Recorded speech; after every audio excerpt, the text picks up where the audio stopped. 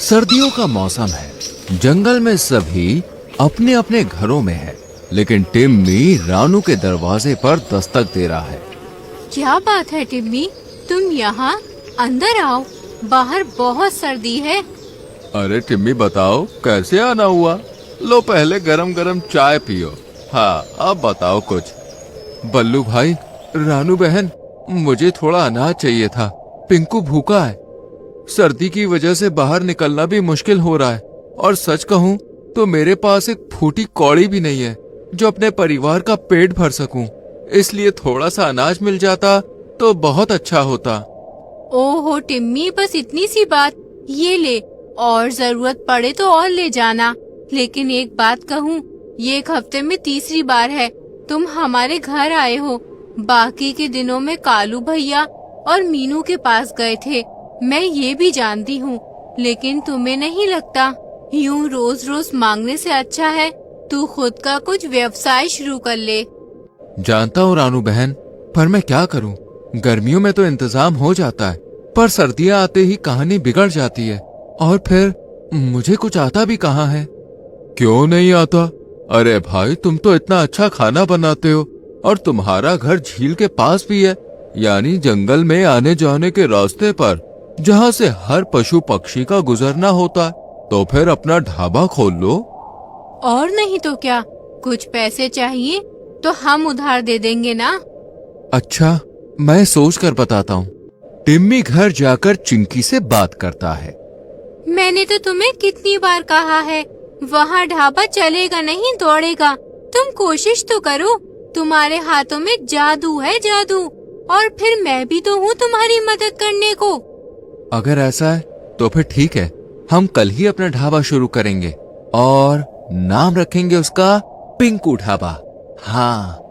अगले ही दिन टिम्मी और चिंकी ने रानू और बल्लू की मदद से अपना ढाबा तैयार किया, और ढाबा खुलते ही ग्राहकों की लाइन लग गई। टिम्मी यार, ये तूने तो बहुत अच्छा काम किया। आहा, तेरे हाथ के खाने का स्वाद बहुत अलग होता है। चल अब जल्दी से एक कप चाय पिला दे भाई। वाह वाह वाह वाह, क्या चाय पिलाई है। इस कड़कती ठंड में गरम गरम चाय पीने का मजा ही अलग है। कमाल की चाय है। पर ये पिंकू कहाँ है? दिख नहीं रहा। यही कहीं होगा मीनू मौसी, शायद बच्चों के साथ झील के पास खेल रहा होगा। आपको कुछ और दूं क्या? नहीं नहीं, मेरा हो गया, मैं चलती हूँ। कल फिर आऊंगी कड़क मसालेदार चाय पीने। टिम्मी का ढाबा पूरे दिन ग्राहकों से भरा रहा। पापा, मुझे बहुत सर्दी लग रही है, क्या मैं घर चला जाऊं? हाँ बेटा, लेकिन संभल कर, कहीं और नहीं जाना, ठीक है? सीधे घर जाना तुम। हाँ बेटा, और झील के अंदर नहीं जाना, किनारे किनारे ही चलना। टिम्मी ने घर से थोड़ी ही दूर ढाबा खोला था, लेकिन पिंकू अभी वाकई बहुत छोटा था, इसलिए दोनों उसे संभल कर जाने के लिए कह देते हैं। ये झील के पानी को क्या हुआ है? बिल्कुल भी हिल डुल नहीं रहा। पिंकू ने जैसे ही पानी के ऊपर पैर रखा, उसकी खुशी का ठिकाना नहीं रहा, क्योंकि सर्दी की वजह से पानी जम गया था। इसलिए वो उसी जमे हुए पानी के ऊपर ढेर सारी मस्ती करता है। ओहो, पिंकू की गाड़ी चली पम पम, कितना मजा आ रहा है। काश ये पानी जिंदगी भर इसी तरह से जमा रहे, ताकि मैं इसमें खेल पाऊं। वरना मम्मी पापा तो मुझे इसके आसपास भी नहीं भटकने देते। इतने में चिंकी वहाँ आ जाती है। पिंकू, ये क्या कर रहे हो? बाहर आओ। मम्मा, देखो ये पानी जम गया है। अब आप मुझे इस पर खेलने से नहीं रोक सकती। अब तो मैं यहीं खेलूंगा। हाँ बेटा, लेकिन ये कभी कभी पिघल सकता है और तुम झील में गिर सकते हो, इसलिए दोबारा ऐसा नहीं करना। चिंकी की बात सुनकर पिंकू का मुंह बन गया। मम्मी मुझे कुछ ज्यादा ही छोटा समझती हैं। अरे ये सर्दियों का मौसम है, ऐसे कैसे पानी पिघल जाएगा? कोई बात नहीं, मैं तो कल भी यहीं खेलूंगा। रात होते ही सभी अपने अपने घोंसलों में सो गए। मुझे तो यकीन ही नहीं हो रहा चिंकी, ये देखो, हमारा गल्ला पूरा भर गया है। अगर मुझे पहले पता होता कि लोग मेरे हाथ का खाना इतना पसंद करेंगे तो मैं पहले ही ये ढाबा खोल लेता। आज बहुत दिनों के बाद हम भर पेट खाना खाकर सोएंगे। सही कहा, वो भी अपनी मेहनत के पैसों से। अब आपको कभी किसी के घर अनाज मांगने के लिए नहीं जाना पड़ेगा। आधी रात को खिड़की से तेज सर्द हवाएं अंदर आने लगती है। टिमी का घोंसला टूटा फूटा था और उनके पास गर्म कपड़े भी नहीं थे, इसलिए वो रात भर ठंड में ठिठुरते हैं। ना जाने इतनी सर्दी क्यों पड़ रही है, मेरे तो हाथ पैर जाम हुए जा रहे हैं। शायद बाहर बर्फबारी हो रही है। हाँ, मेरा अंदाजा बिल्कुल सही था। बाहर बर्फ गिर रही है चिंकी, इसलिए इतनी ठंड है। अगली सुबह बर्फ तो अभी भी गिर रही है। आज आप अपना ढाबा बंद ही रखो, ऐसे मौसम में भला कौन ही आएगा। अरे नहीं चिंकी, ऐसा नहीं कर सकते। मुझे जाना होगा। तुम और पिंकू यहीं पे रहो, मैं जाकर ढाबा खोलता हूँ। आज कुछ गर्म कपड़े भी ले लेंगे। मैं तो आपके साथ ही जाऊंगा, मुझे बिल्कुल भी सर्दी नहीं लगी है। तो फिर मैं ही यहाँ क्या करूँगी? वहाँ चूल्हे के सामने रहूंगी तो थोड़ी कम सर्दी लगेगी। चलिए चलते हैं। दूसरी तरफ जंगल के दूसरे जानवर।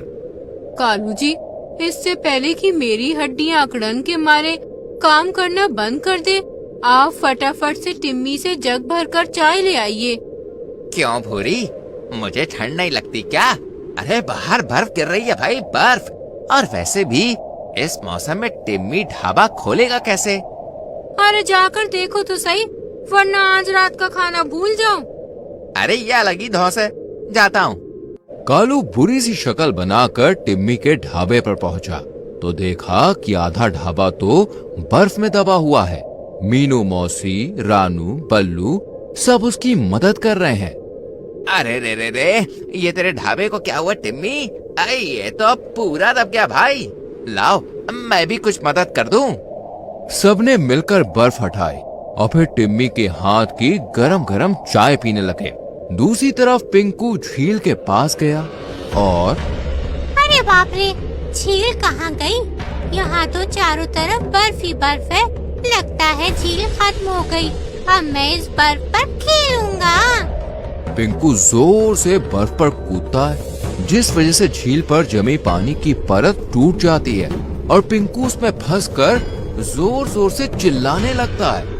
मम्मी, पापा, बचाओ, बचाओ, कोई मेरी मदद करो। टिम्मी का ढाबा ज्यादा दूर नहीं था, इसलिए वहाँ बैठी मीनू मौसी को पिंकू की आवाज सुनाई दे जाती है।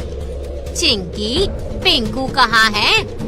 अभी तो यही था, खेल रहा होगा। ये आवाज ध्यान से सुन। हाँ मौसी, ये तो पिंकू की है। पिंकू! सभी पक्षी पिंकू की आवाज के पीछे पीछे झील के पास पहुँचते हैं। यहाँ से झील कहाँ गई? यहाँ तो चारों तरफ बर्फ ही बर्फ है और पिंकू की आवाज भी यहीं से आ रही है, लेकिन वो है कहाँ? लगता है बर्फबारी की वजह से झील का पानी जम गया और उस पर बर्फ जम गई और शायद पिंकू इसी बर्फ में फंस गया है। हे भगवान, मेरा पिंकू कहाँ है? Mummy, mummy! आवाज यहाँ से आ रही है। रुको टिम्मी, ऐसे पैर मत रखो, अगर वहाँ पानी हुआ तो तुम भी फंस जाओगे। हम एक काम करते हैं, उड़कर देखते हैं, शायद हमें पिंकू दिख जाए। कुछ देर तक तो आवाजें आती हैं, लेकिन फिर पिंकू की आवाजें बंद हो जाती है। लेकिन रानू को पिंकू मिल जाता है और वो उसे उठा कर लाती है। ये तो कितना ठंडा पड़ गया है, कुछ बोल भी नहीं रहा। मैं अभी तोता डॉक्टर को लेकर आता हूँ, अब वो हमारी मदद जरूर कर देंगे।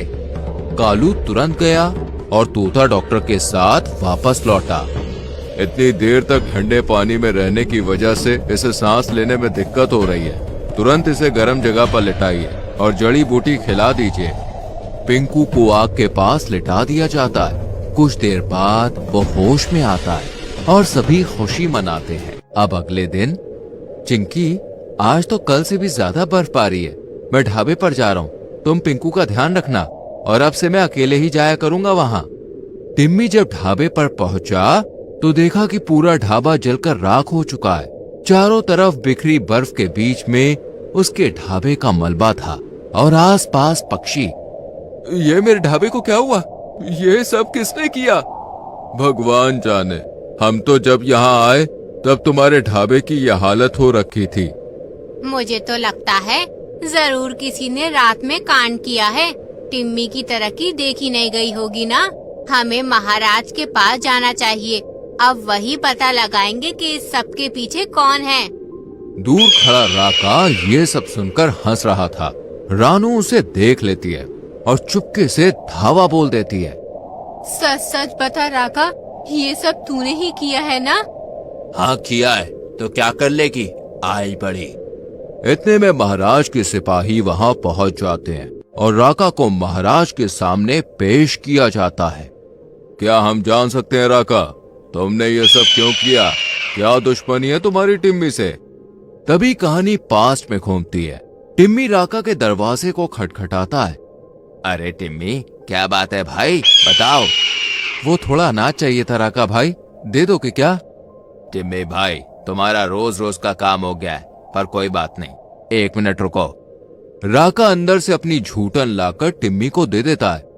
राका भाई, ये तो आपकी झूठन है, मुझे अनाज चाहिए, झूठन नहीं, वो भी उधार, मैं आपको वापस कर दूंगा। अरे जाफर टीचर, पहले भी कभी दिया है जो अब देगा? मेरे पास तो यही है, लेना है तो ले, वरना निकल यहाँ से। टिम्मी वो झूठन वहीं फेंक कर चला जाता है। वर्तमान में मैंने तभी सोच लिया था कि इसका घमंड तो मैं एक दिन उतार कर ही रहूंगा।